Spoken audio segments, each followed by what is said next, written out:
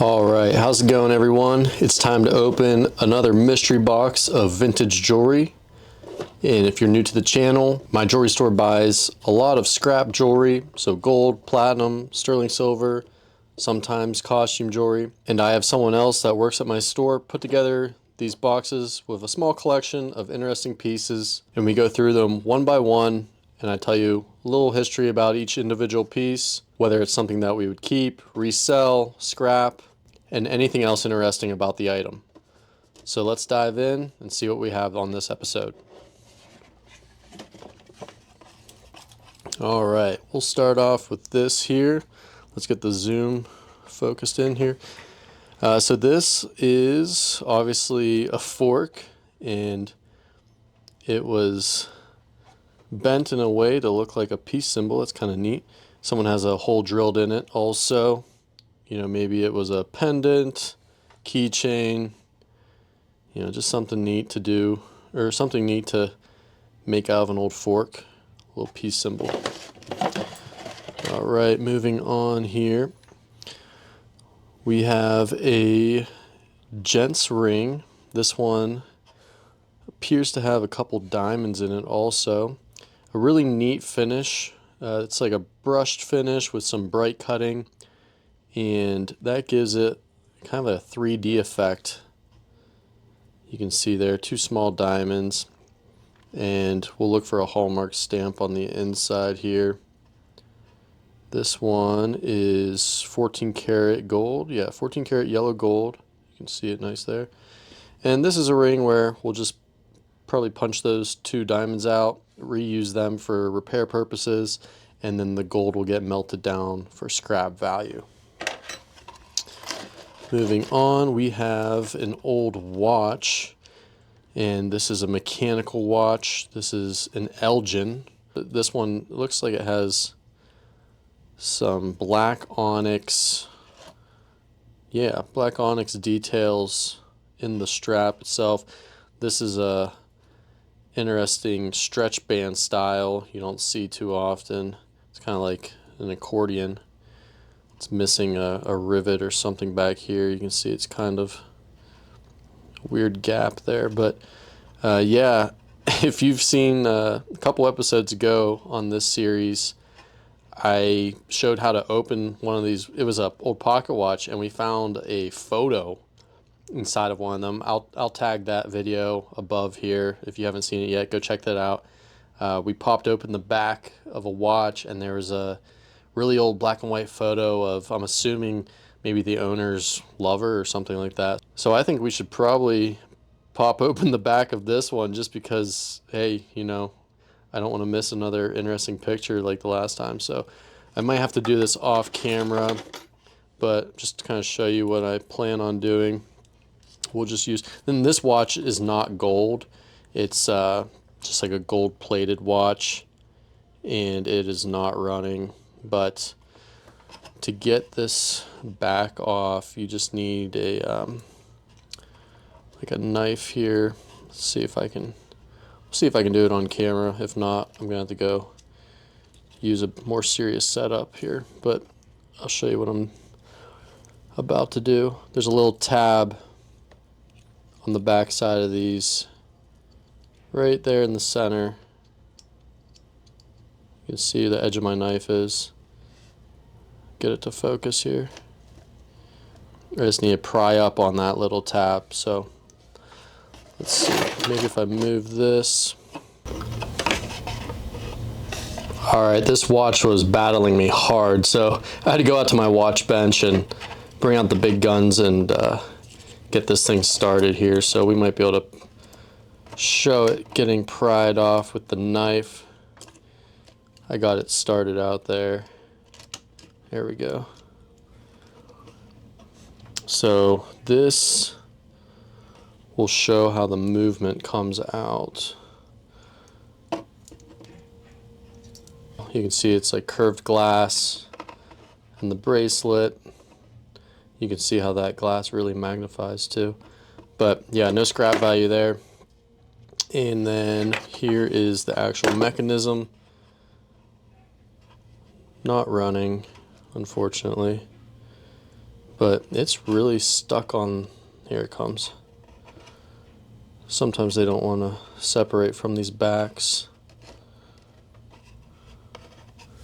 Let's bring out the knife again. There we go. So no picture this time. We couldn't get that lucky again. But this is just an old mechanical watch movement. These little red dots, those are little tiny rubies. And those rubies are used to minimize friction between the gears. Here, I'm with my finger on the other side, I'm turning the gears, so it's not going to work here.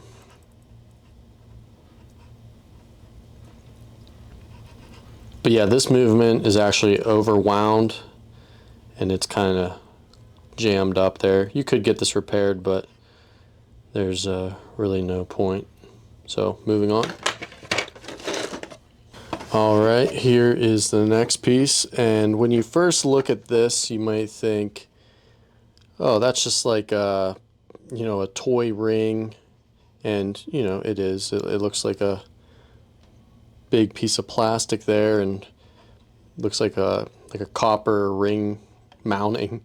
But my dad actually told me about this one earlier. He took it in on a recent purchase, like a recent buy, and this ring was brought over to the United States from Germany during the World War II era. So it might have been like a kid's toy or something, but that is the origin story. I wish there was like some sort of like German engraving on it or anything, but the person that he purchased it from had the story behind it. Kind of neat. And speaking of World War II, here is a U.S. Navy bracelet. And you can see, U.S. Navy spelled out. And this is sterling silver. And what's neat about this is on the back side of each of these links, there's a little message here. So let's see what they say. So this one says, "To Mother," and keep in mind this is all hand engraved. So, "To Mother, from," let's see, something Junior. Yeah, there's Junior.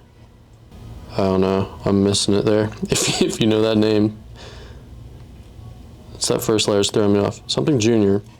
So I'm assuming that's her son. December 25th, so Christmas 1941. So World War II. This says Gladys Wise. So that's the name of someone. Evans City, Pennsylvania. So, like I've mentioned before, I'm from Butler, Pennsylvania. Evans City is the next town over, so 15 minutes away from me. And then this says, "Reward if returned." And you also see the sterling silver stamp. So if this was lost, they would give a reward to, whoever returned it. And then 2, it says address. So we kind of think someone was supposed to put an address here, but they didn't. So yeah, kind of neat history there. It was a gift from, it looks like a son to his mother. And just kind of a neat piece of history. So yeah, there's something that we'll hang on to. Moving on, since we just did a watch, here's looks like a clock movement, and see that's another Elgin, same brand as that little wristwatch that we went over. And yeah, you can see there mechanism, and they put a lot of details into these watches, you know, like you can see this one isn't even that impressive, but just see the finishing and, you know, the scroll work, just kind of neat. But yeah, watches can get very complicated. They're pretty interesting. Another history piece. This is a political pin, LBJ, Lyndon B. Johnson for the USA. So he is who would have taken over whenever JFK got assassinated. And just a political pin, no gold content or anything. But this was well before my time. If you were around for LBJ, let us know in the comments. Do you remember any pins like this? Alright, let's see here. We got a couple things. This is a solid 24 karat gold coin. This one dated 2008. Just a small little coin here. Let's see, get you some detail. So it'll say, I think it says 1/10 ounce. But yeah, that's pure gold. So that's worth something. Keep that. This is a little charm, looks like a medical. So it says medical alert. So people will put these on their charm bracelets, like if they have a medical allergy, you know, something like that, something that they want a first responder to know about. And let's see, this says penicillin, and if you notice, it is actually misspelled. So minor defect there on that one. Here's another coin. This one's kind of neat. So this one is pierced out. So this one, someone would have drilled a hole and then strung a saw blade through it and carefully cut out all the background, and then got in there with like little files and filed away little by little. I've seen people do this before, and it would just take a long time to do that. Look, they even got the inside of the Y. And it's just kind of like a show of skill, you know, how much control you have of your saw blade. Whenever I went to school to learn to be a jeweler, they had us do things, we weren't defacing coins, but little challenges of this method's called piercing. So we would have to draw shapes and get as close as possible to the edges, and, you know, maintain as much detail as possible. And, you know, it's just a good way of practicing your skills, but kind of a neat little piece there. Another coin. This one, oh yeah, so my dad told me about this one. This is a railroad coin. So you would have used this as a way to ride the train. We'll zoom in. This one's from Pittsburgh. So Pittsburgh Railways Company, 1922. So I guess this would be good for a train ride there. That's all it took.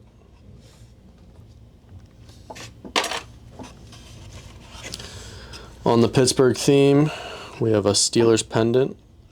This one is, I'm assuming, 14 karat gold. Sometimes it's hard to see the stamps on these ones, so this one's pretty easy down the corner here. 14 karat, and we'll hang on to this one because there's lots of Steelers fans. Alright, here is, we gotta zoom out for this one.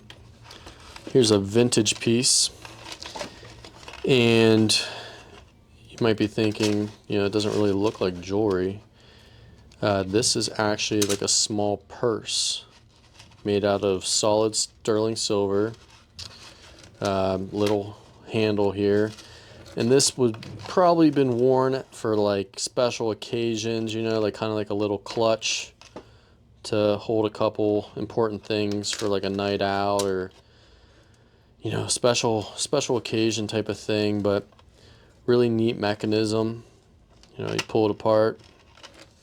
You have sterling silver mesh pouch, kind of like a chainmail, like a knight's armor type of thing, but just a bunch of little silver rings intertwined. And would have taken a long time to put something like this together. And it's kind of cool too that it's solid sterling silver. You know, you don't see things like this nowadays, but yeah, just kind of like a neat functional piece of jewelry, little accessory. All right, this is a neat pendant.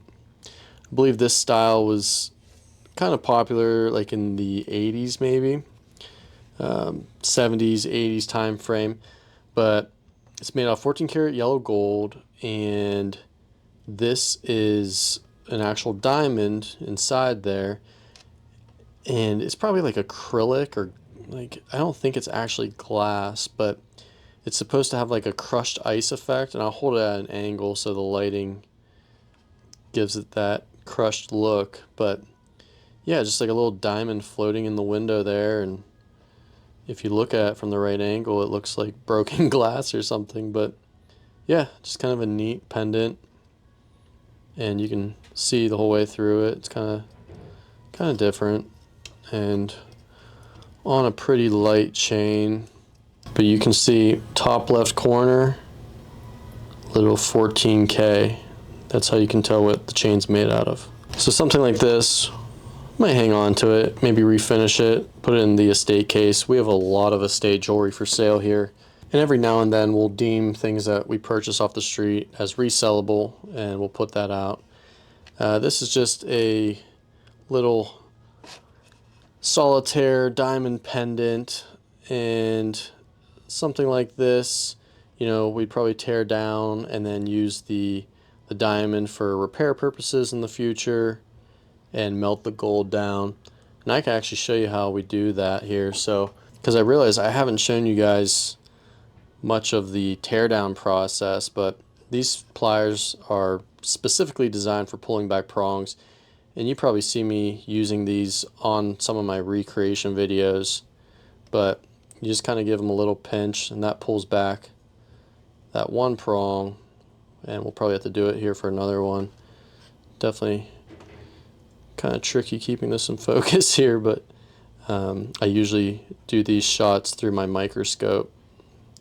This diamond might go flying here.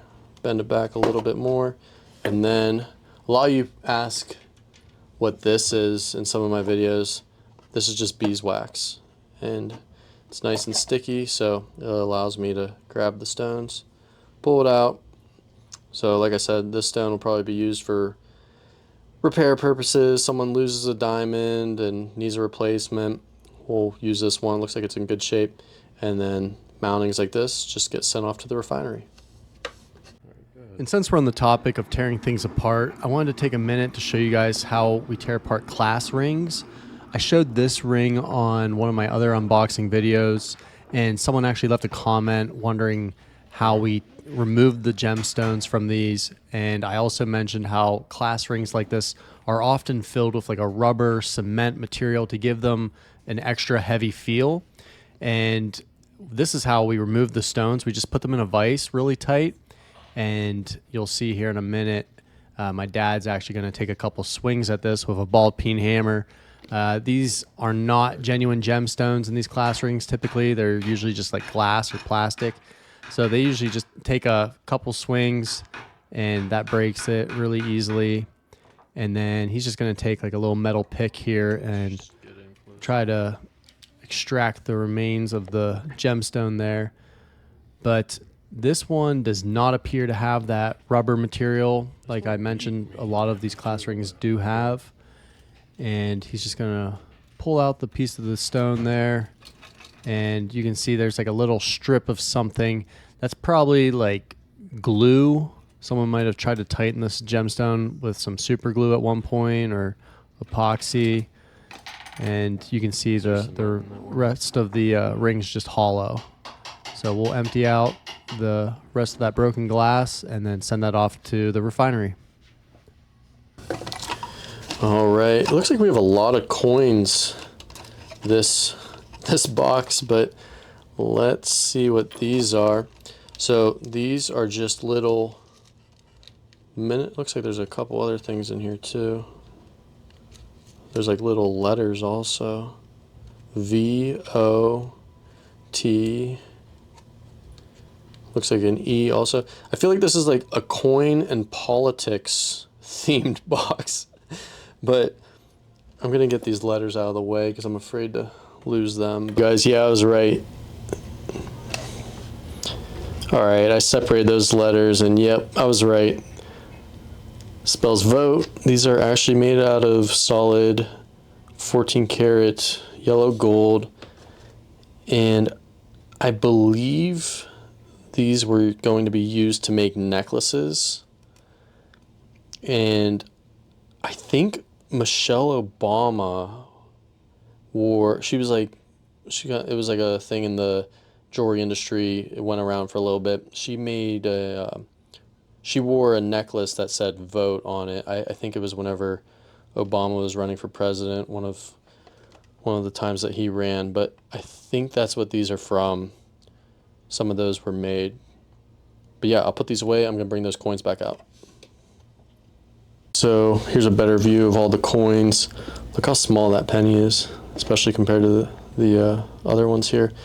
Funny story about these. We had something like a collection like these, like a couple of them in one of our estate cases for a while, just as like a little filler display type of thing. And one day my mom pointed them out or something like that. And I was like, do you know how to make those? And she's like, well, what do you mean?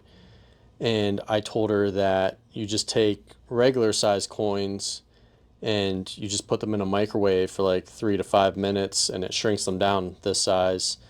And she believed me for a couple minutes, but then I told her that I was just kidding because I didn't want her to go try and mess up our microwave. So, all right, another coin.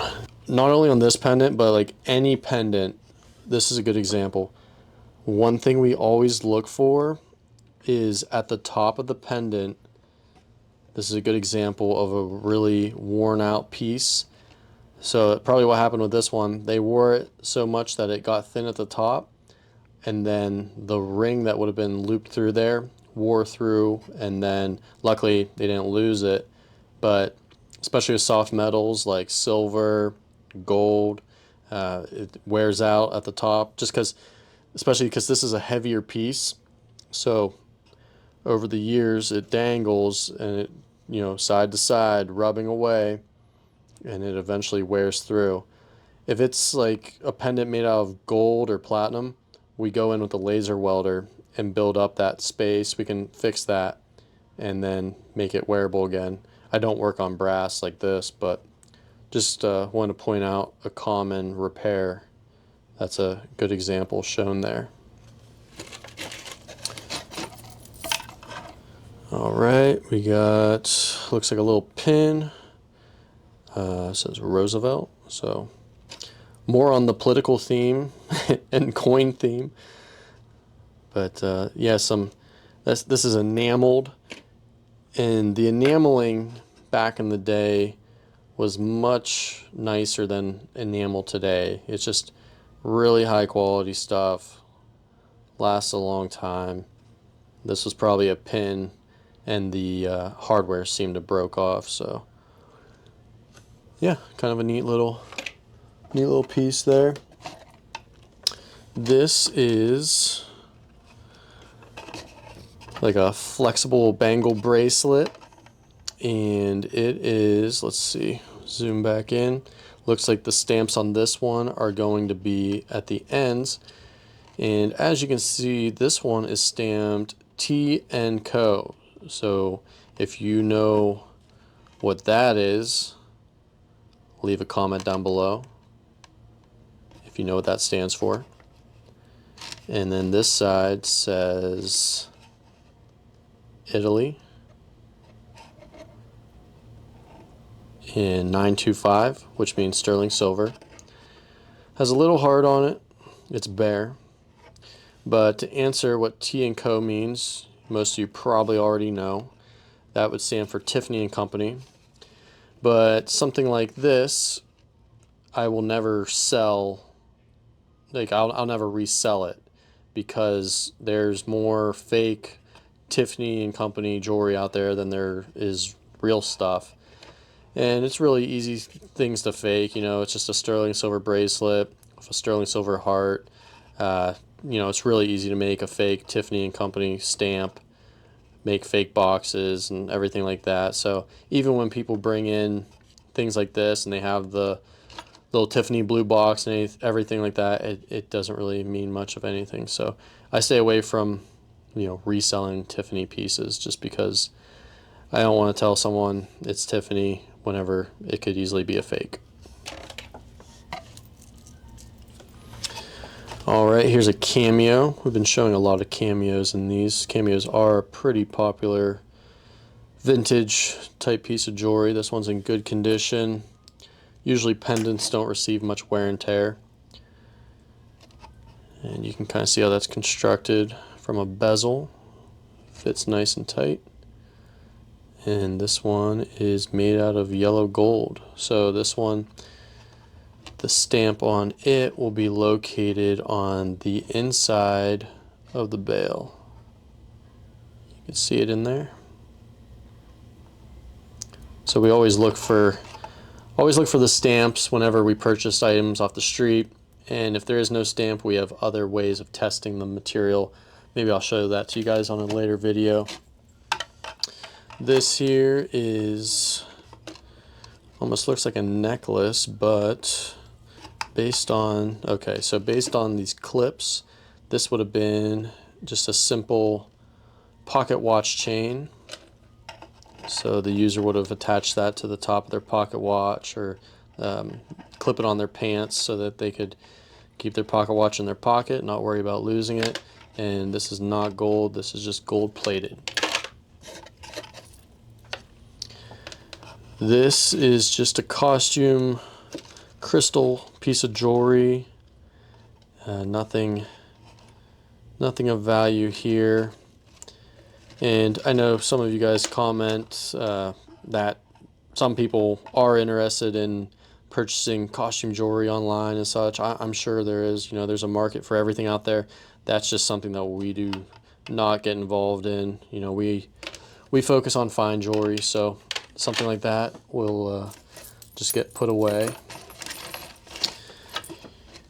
This looks like sterling silver. You can kind of tell by the way it's tarnished. It's kind of like you can tell it's silver, you know, silver tone, but then has like that yellow patina.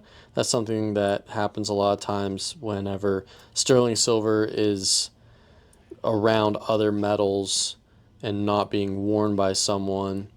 But that's like a smoky topaz. Real nice bezel made for that stone. But yeah, that's what that is. You can see how it's put together there.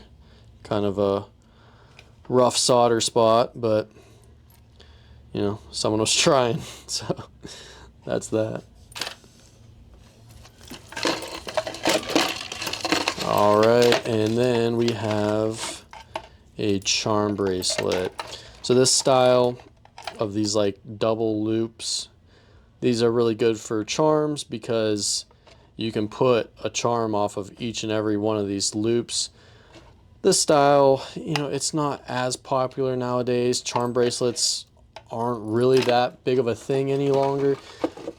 But, you know, we do sell charms, you know, occasionally for someone wants to, you know, acknowledge an achievement or a milestone date or, you know, a vacation. So, like, I've seen some of these packed, like every single link just full of, you know, little things like this. Like, you know, they must have had a kid. And okay, so here's a date. That's Christmas. So that's 1968.